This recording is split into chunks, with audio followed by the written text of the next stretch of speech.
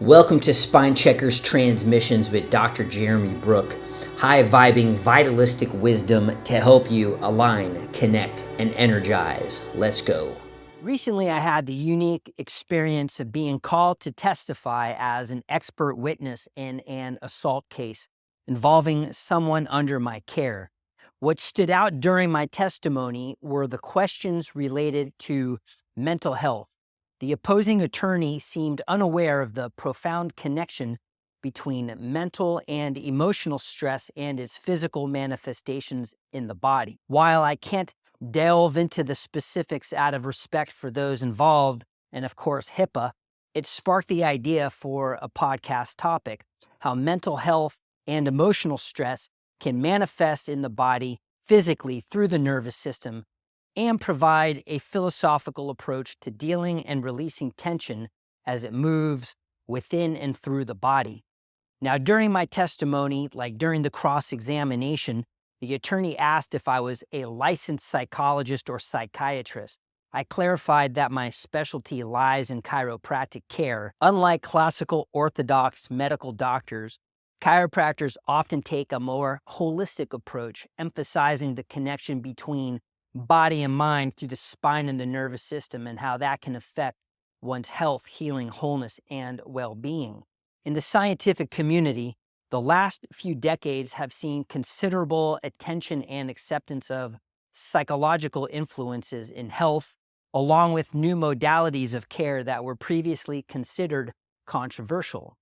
Chiropractic and its holistic and vitalistic cousin professions like naturopathy, osteopathy, and acupuncture practice in models that intertwine biological, psychological, and spiritual factors. Now, being of that vitalistic mindset, I discuss how emotions, both positive and negative, can manifest physically in the body. I opted not to discuss topics like chakras, where your consciousness meets or merges with your physiology, to mitigate eye rolling, oy veys, and to avoid any potential misconceptions about the individual I represented.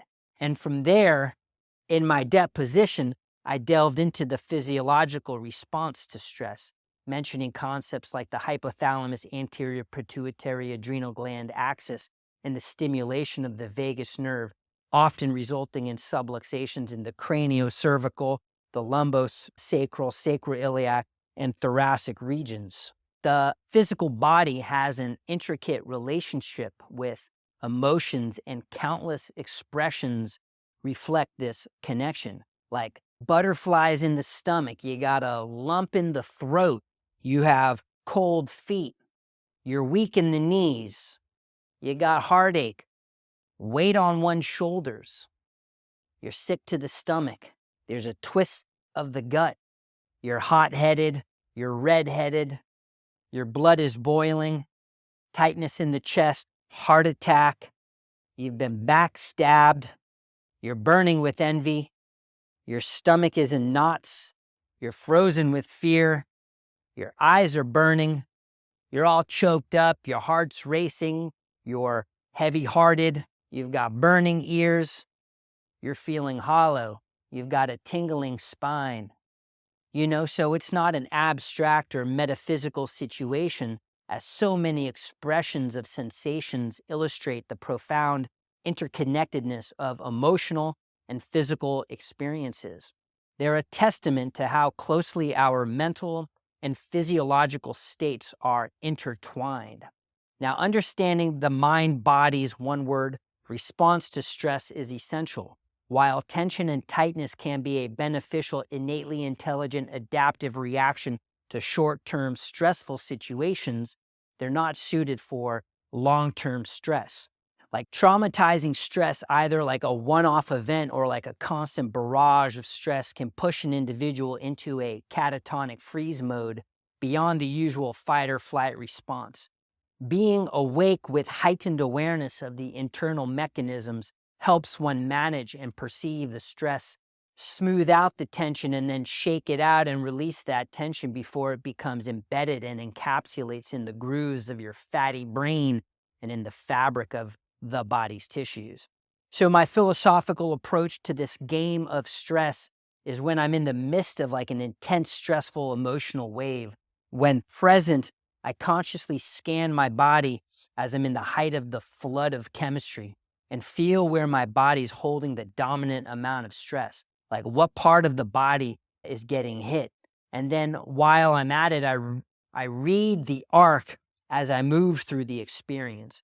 And if I'm aware of the trigger of the stress and my body getting tense, I can potentially actively, consciously pull myself out of it before the tension erupts into an apocalyptic storm. Because once the stress and tension lands, then depending on one's mental and emotional constitution, it might become hardwired into the physiology and neurological processes.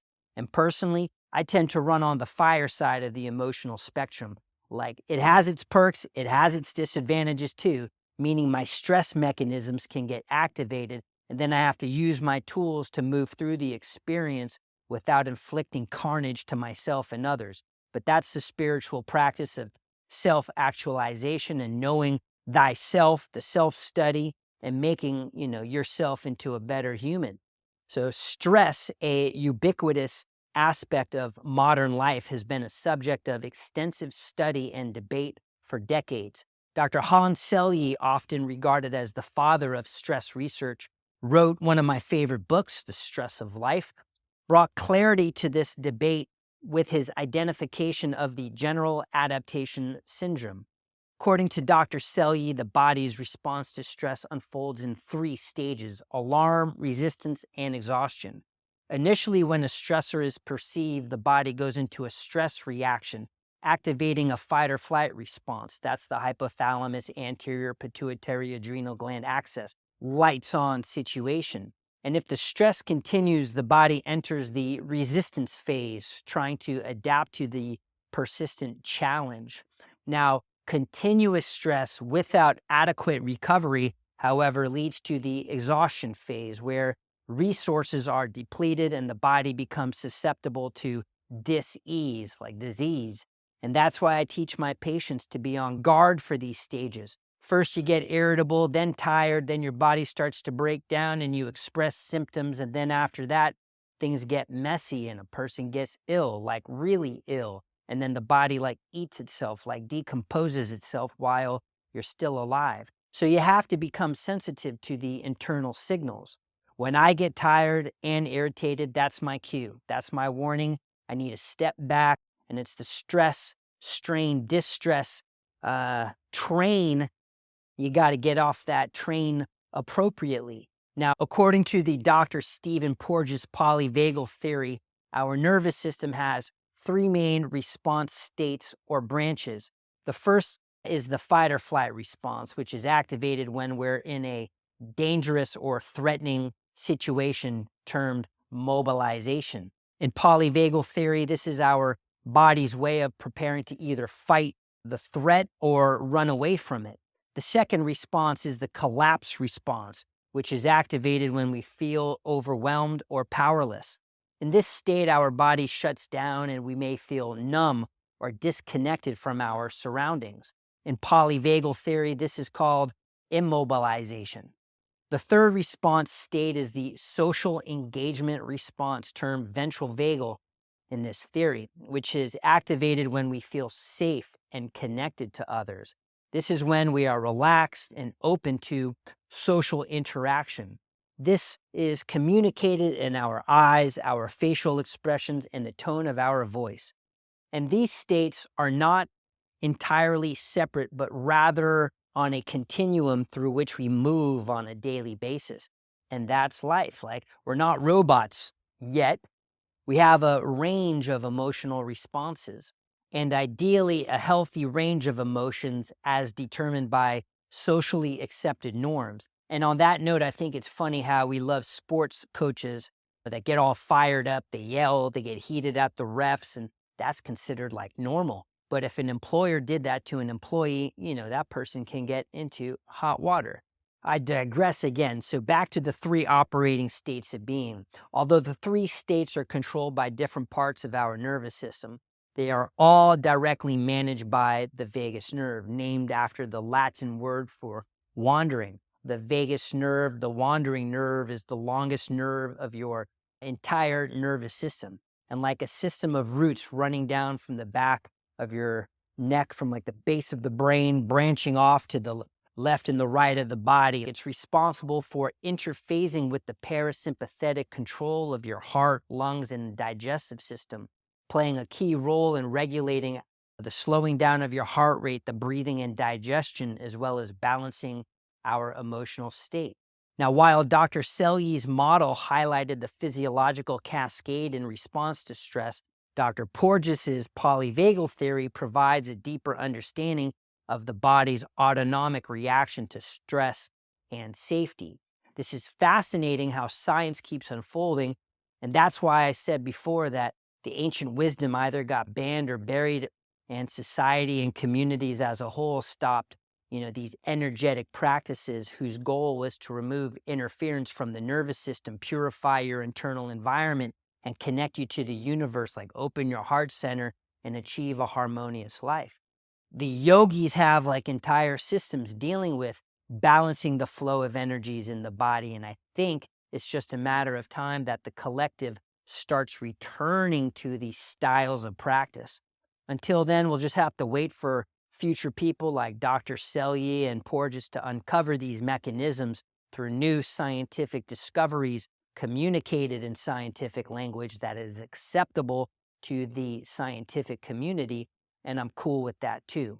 Now, bringing this into like the classical chiropractic philosophical conversation, chiropractic offers a unique lens through which you can view and address stress. And rooted in the foundational belief of an innate intelligence that governs the body, classical chiropractic emphasizes the pivotal role of the nervous system in health and how interference to the nervous system through physical, chemical, or emotional stress can lead to muscle tension, postural changes, and vertebral subluxations, misalignments of spinal vertebrae that interfere with neural communication, like nociception and proprioception that was addressed in the previous podcast episode, as well as like energetic considerations like your prana, chi, your life force, and then on the subtle energy plane.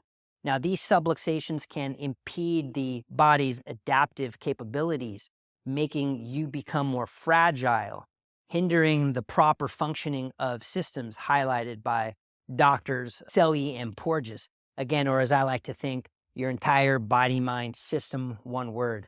Like, how's your system doing?